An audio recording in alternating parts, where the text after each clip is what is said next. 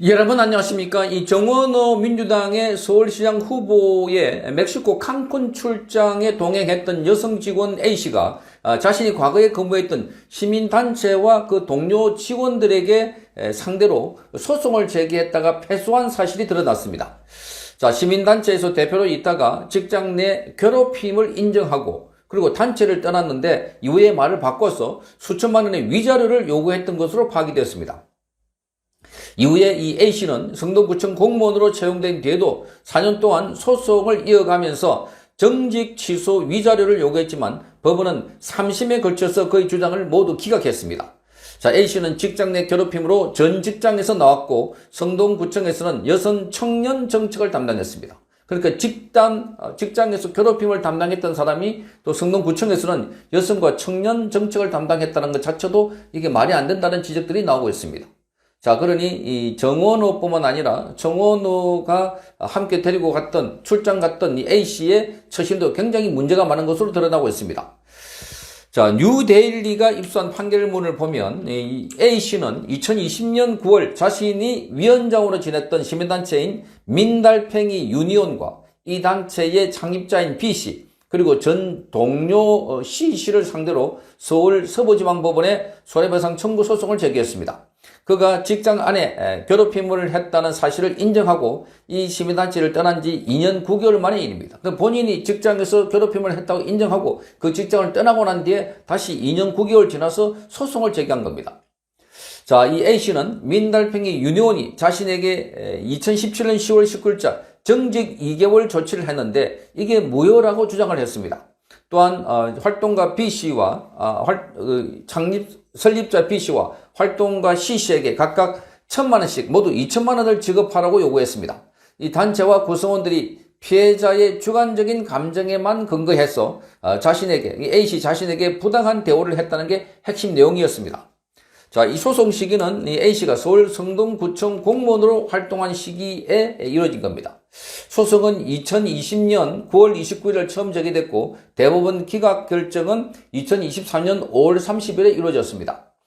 자, A씨는 이 소송이 진행 중이던 2021년 6월 달에 성동구청의 시간선택 임기제 공무원 다학급으로 채용됐습니다. 이 다학급은 보통 6급에서 7급이 됩니다. 다학급이 6급에서 7급. 자, 소송이 시작된 지 9개월 만입니다. 그 이후에 2023년 3월 달에 정원호 성동구청장의 멕시코 칸쿤 출장에 동행을 했습니다. 소송이 끝난 지 2달여 만인 2024년 7월 달에는 5급으로 승진했습니다. 그리고 2025년 10월에는 4급으로 승진했습니다. 자, 그러니까 2024년 7월에서 2025년 10월까지 불과 1년도 안 돼서 4급, 5급, 4급으로 이렇게 계속 승진을 했다는 겁니다.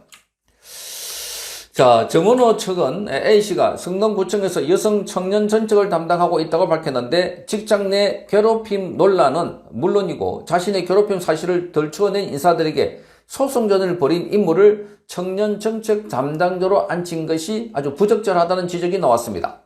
자, 5년 가까이 이어진 소송에서 A씨는 연이어 패소를 했습니다. 직장 내 괴롭힘 가해에 대해서 억울함을 호소했지만 법원은 모두 받아들이지 않았습니다. 자, 1심을 맡은 서울 서부지법은 2023년 2월 달에 이 A씨의 위자료 2천만 원 청구와 정직 2개월 징계 무효 청구를 모두 기각했습니다. 재판부는 A씨가 민달팽이 유니온의 정직 권고안을 스스로 받아들이고 사과했다는 점을 주목했습니다. 이후에 사퇴문을 통해 직접 직장 내 괴롭힘 문제를 책임지겠다는 입장을 냈다는 점도 기각 사유로 꼽았습니다. 자, A씨는 소송 과정에서 창립자 B씨가 자신을 직장 내 괴롭힘 가해자로 지목한 문건을 작성하는 등으로 해서 명예를 훼손당했다. 이렇게 주장했습니다. 또한 직무 개입과 방해, 폭언, 부당한 지시 등의 불법 행위가 있었다며 1,000만 원의 위자료를 요구했습니다. 그러나 1심은 이를 받아들이지 않았습니다. 재판부는 이 창립자 B씨가 직장 내 괴롭힘 행위 등의 구성원이 직면하고 있는 문제를 집행부 구성원들에게 공유하고 이걸 해결하기 위한 차원에서 문제를 제기했다. 이렇게 그 이유를 밝혔습니다. 자, 전 동료 C씨에 대한 위자료 1,000만 원도 청구가 받아들이지 않았습니다. C씨는 2018년 9월 달에 서울시에 A씨가 직장 내 괴롭힘 행위의 가해자로 퇴사한 이력이 있다는 점을 지적하면서 해임을 요구한다는 취지의 민원을 제기했던 것이었습니다. 자, A씨는 당시 서울시 청년정책위원장을 맡고 있었습니다. 법원은 C씨의 민원 제기도 정당하다 이렇게 봤습니다.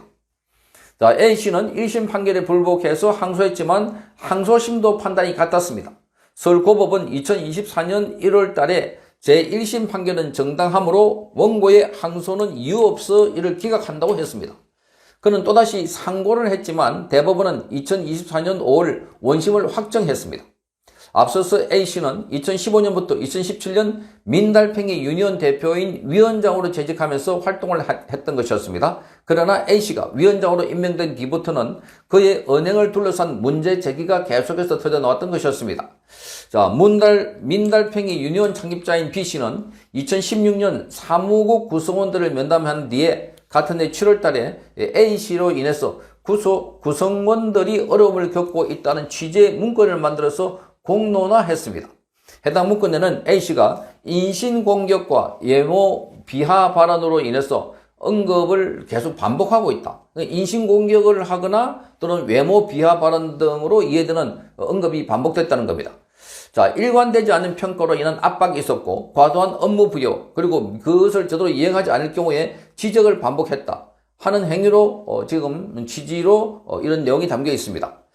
집행부에서 공식 논의되면서 2017년 공식 절차로 이어졌습니다. A씨에게는 피해자와 공간 분리하고 연락을 금지하라는 조치가 취해졌습니다. 자, A씨로 인해서 만들어진 민달팽이 유니온 내부의 고충처리위원회는 그해 10월 달에 해당 사건을 A씨가 가해자인 직장 내 괴롭힘 사건으로 규정했습니다. 고충처리위원회는 A씨에게 피해자에게 사과하고 위원장 활동을 정지하며 교육 상담 이수를 권고했습니다. 그리고 구속 조치도 이루어졌습니다.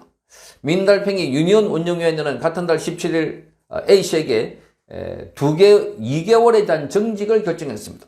이후에 단체 메일을 통해서 권고안과 A씨의 입장문을 회원들에게 공개도 했습니다. 자, A씨는 입장문에서 자신의 잘못된 관점, 행동, 이 태도가 문제의 원인이 되었다는 점을 인정하고 반성하고 사과한다고 했습니다. 자, 고충처리위원회의 권고안을 겸허히 수용한다는 취지의 입장을 밝혔습니다. A씨는 이후에 약 2달 동안 위원장 직무가 정지돼서 업무를 보지 못했습니다. 이후에 2017년 12월 26일 사퇴문을 공개하며 위원장 자리에서 물러났던 것이었습니다. 자, 이런 자가 지금도 성동구청에서 일을 하고 있다. 자, 그리고 성동구청에서 지금 일하고 있는 건 좀 확인은 되지 못했습니다. 성동구청장과 함께 출장을 갔다 왔다. 깡푼. 자, 여기에 대해서 이 정원호는 관련된 입을 다물고 있습니다. 자, 이런 상황들이라면 벌써 성동구청장이 책임을 지고 물러나야 될 상황이다. 그러니까 전 직장에서도 직장 내 괴롭힘 때문에 문제가 많아서 거기서 사실상 쫓겨나듯이 물러났고 그런 상황에서도 다시 성동구청에서 전 직장을 상대로 소송을 제기해가지고 다 패소를 한 겁니다. 자, 지금 성동구청장 후보, 성동구청장인 정원호가 서울시장 후보로 있는데 많은 논란이 제기되고 있습니다. 많은 논란. 자, 그의 과거 행적들을 보면 이런저런 논란 때문에 지금 많은 언론의 기사가 나오고 있는데도 불구하고 성동구청장은 꼼짝도 하지 않고 있습니다. 자, 이게 지금 이재명이 꼭 집은 서울시장 후보다 해서 더욱더 논란이 되고 있습니다. 이재명과 닮은 점도 많다 하는 지적들도 받고 있습니다. 자, 성동구청장. 자, 이런 자들은 시민들이 나서서 함께 심판을 해야 되지 않을까 이렇게 보입니다. 성창경 TV였습니다.